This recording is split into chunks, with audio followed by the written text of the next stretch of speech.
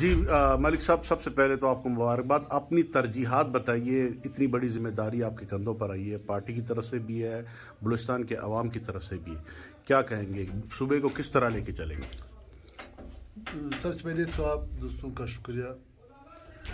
میرے ترجیحات تو سب سے پہلے یہ ہوگا کہ بلوچستان کے جو مسائل ہیں اس وقت، جس حالات سے وہ گزر رہا ہے، جو حالات ہیں بلوچستان کے، پسماندگی، بے روزگاری اور قانون کے حوالے سے بہت ساری چیزیں ہیں، امن و امان کے سے بہت ساری چیزیں، روزگار کے بارے میں بہت سارے مسائل.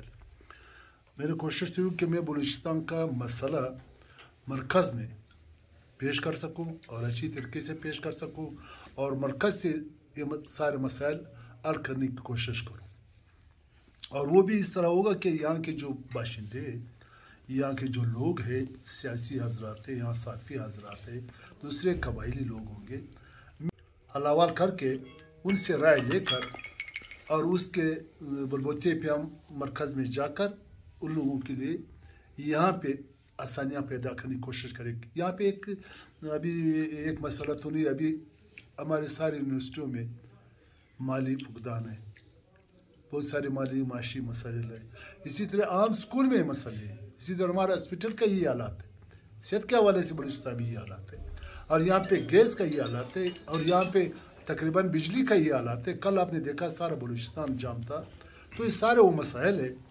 میں تو ایک آئینی سربراہ ہوں گا، تو ہمارا جتنا بھی کام ہوگا، ہم جتنی محنت کر سکے اس صوبے کے لیے، مجھے چاہیے کہ میں وہ محنت کر لوں اور یہاں لوگوں کو کچھ نہ کچھ آسانیاں پیدا کر لوں، چاہے وہ روزگار کے حوالے سے ہو، چاہے صحت کے حوالے سے ہو، چاہے تعلیم کے حوالے سے ہو، چاہے دوسرے مسائل ہو.